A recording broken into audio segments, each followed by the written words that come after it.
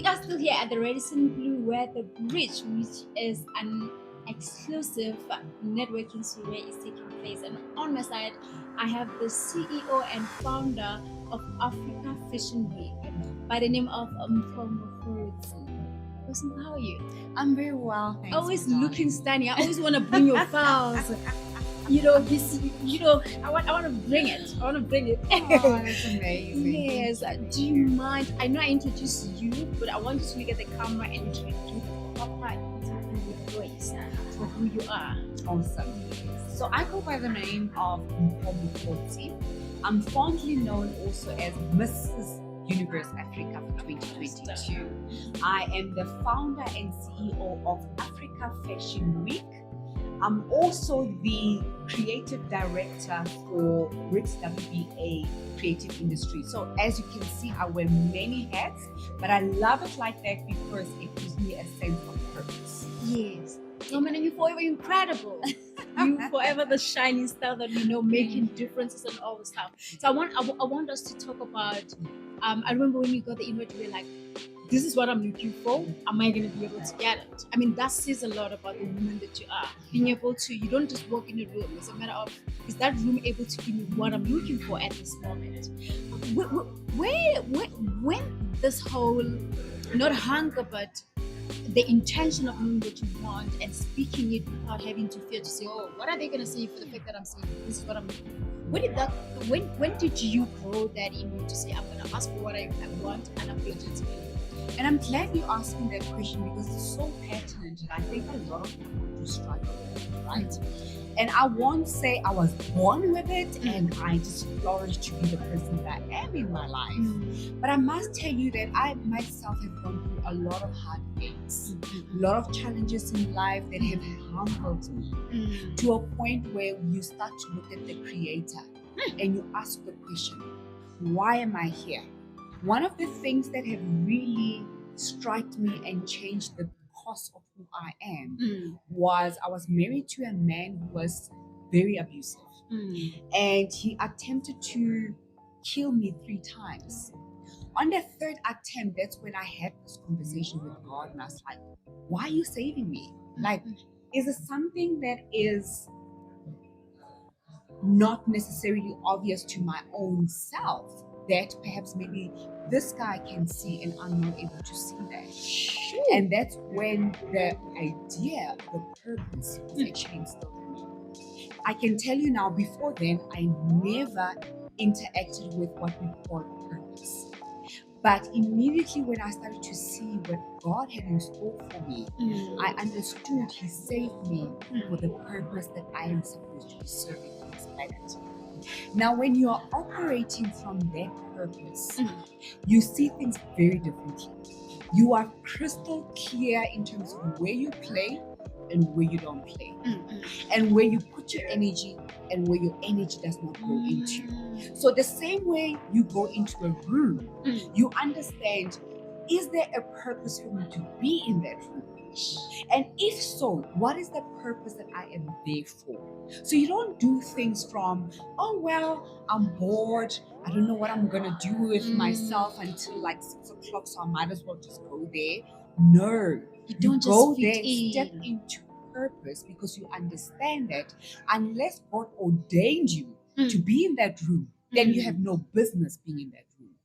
And in the same way, you go into that room understanding exactly what is that purpose that you are in that room. And you don't downplay yourself. I always say, walk into the room like God sent you. You see that when you are intentional about things, things become intentional with you. Oh my. In the same token, it's a reciprocal process. You cannot go into a process with intention and not create and get harvest out of it. But a lot of people go into relationships, into business, into employment, not knowing who they are, not knowing what business am I there doing. And a lot of time it creates heartache. It creates scars. We take it for granted and you say, oh, I was bruised, I was hurt. Why were you hurt? Do you sit down with yourself and ask yourself, why was I hurt there. Mm. A lot of times I get flack for what I'm saying, but I give thanks to my ex-husband who woke me up to the idea of who Mpho really is. If he didn't treat me the way he did, chances are I was going to downplay myself for the rest of my life. For the things that he put me through, I had to replay it and understand what was he really showing me that I didn't see. A lot of times people do not sit down with themselves to hear from God, to hear from the Creator, to understand why is this coming to me. We like to be victims and we don't want to be victors. We fall in love with the idea of being a victor, but we don't understand that a victor requires for you to rise up, not fall down. Jeez, I don't need to go to church in the next 2 weeks. I'm telling you. Wow, Mpho, you are the powerhouse that you created to be, and it's very beautiful. The fact that you say you're not blaming your ex-husband, but you're grateful because that opened your eyes. Now you're moving with purpose. I mean, maybe if that situation never happened, you were not going to be able to be where you are. Absolutely. You were going to miss the point of saving you. And more importantly, you need to understand, don't be a bad lady. There's a lot. You're sitting with trauma. I'm sitting with trauma. A lot of people that are sitting in this place have trauma too. How many of us are aware of the fact that we have trauma? And the fact that trauma does not come for us to huddle with it and create a household and sit with it and mellow in it, but to say, okay, how do I heal actively this trauma? How do I rise above the things that are weighing down on me? Because they're not necessarily designed to weigh down on you. You are designed to rise above them. But a lot of people are not aware of those things. Jeez. Well, I'm blessed. Thank you. Thank you. I really appreciate you. So let's talk about not only your takeaway, but your takeaway, the highlight of this incredible survey for you. Just walking in the room, did you feel like you're in the right room? Did you feel like, oh, okay, it was worth my time leaving home? Did you feel like you're in the room where it has people of your caliber or people that you're searching for? When I received the invitation from you, that's when I started to pray about it. That's when I started to align myself. A lot of people don't understand. You don't just rock up on the day and then say, oh, now I need to align myself. You create alignment before the day comes. Your thoughts, your words, your action needs to be in alignment with what it is that you want to create. So from the moment I received that invitation, I said, God, you know the need that I have. And the need is AFW, which is Africa Fashion Week, needs sponsorship. You know there's a fashion show that's coming up in May, and you know that there is a need. Align me with the right people, the right platform where I'm going to get the need, that the delivery of the need that I am currently seeking for. And from that moment onwards, I was already aligning myself. I was already aligning myself with the right people, the right action, and how I'm going to show up in that space. And I can tell you now, every step was exactly how I had envisaged it. Even sitting right here having this interview was exactly how I envisaged it. And it has been a fruitful exercise for me. And right now, I would be in bed, but I'm actually quite glad that I came here because one, South African and Americans joining forces. That is a historic moment that nobody else would want to be, especially because of the geopolitical, situations that we are currently living in. It is an assignment for us to be able to work together, to strengthen and to huddle together and say, how do we build a strong Africa?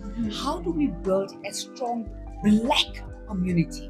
And it starts by Black people having a conversation and actually saying the the questions that we all have, the problems that we have are actually very similar. How do we combine our forces?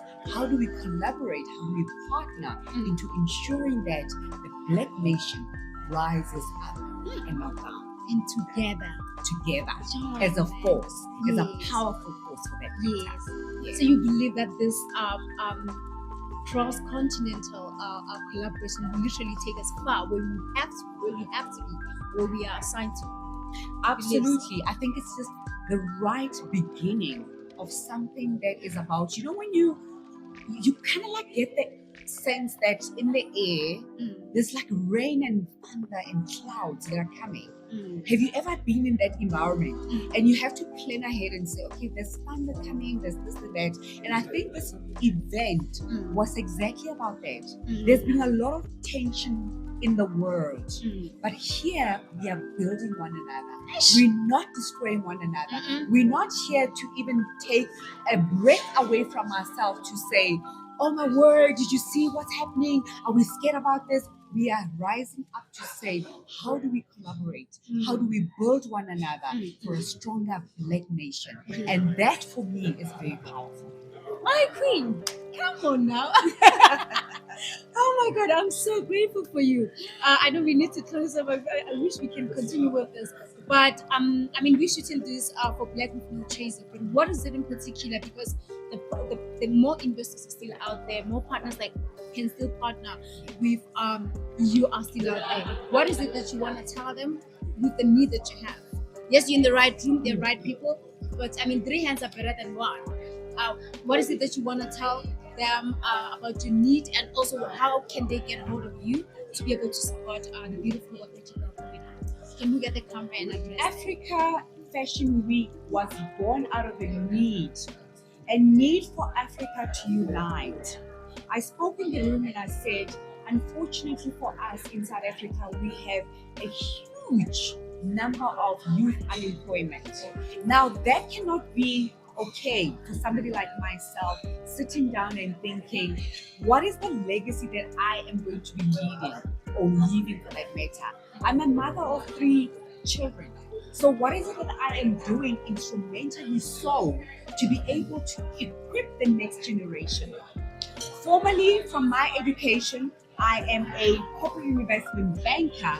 However, I have pivoted into this space that I call my purpose in life. And that's why, wearing the hat of a banker / creative actually works very well, because a lot of people in the creative industry are very talented.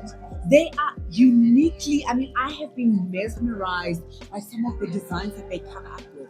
I've seen amazing things, and I'm just thinking, wow, the world needs to see this. The world needs to experience this. And that's why Africa Fashion Week is literally designing a platform for emerging fashion designers. We're calling it Mpho. What that means is that a seed or gift of a seed, direct translation. So we are giving a seed to the new upcoming emerging fashion designers that would be able to then be able to say, I am a creative, I am so good at what I do, but I'm lacking in the business side. And that's why the Mpho enterprise development was designed for. We are going to be able to help them in the course of about 6 to 8 months, where they will go through rigorous entrepreneur development training, where they will be able to, at the end of the day, not only to showcase in South Africa at the AFW, which is the Africa Fashion Week in November, but we have a lineup of international fashion weeks where we want to actually send them. One of the things that are really instrumental and quite powerful that we did last year, December, was to give one winner a fully paid complimentary ticket to be able to go to Paris and showcase what South Africa is about. Now, that has not really been done a lot in South Africa, and AFW has been instrumental in that sense. Now, the reason I'm crying out to say we really need partnership, sponsorship, as well as people that can see the vision of what Africa Fashion Week stands for, is that we need to be able to groom more talent in terms of fashion design that we are able to send in every corner of the world. Now, we know that Africa has been downplayed as third world and all of those things, but you being in here, South Africa, you've seen it. There's nothing third world about us. We are passionate about who we are. We are passionate about what we do. And the world is waiting for us to be able to take our products out into the world. And that's where you can seed for us to be able to do a lot more of these opportunities to give to upcoming fashion designers to be able to do that. So please come and join us. My contact details are 083, or rather let me call it in a international standard, which is plus 2783 579 3411. WhatsApp is great for me to be able to engage with you if you are that funder who would like to come and join us and be able to seed for these amazing fashion designers to be able to grow their businesses and thrive. Wow. Thank you. Thank you so much. Thank you.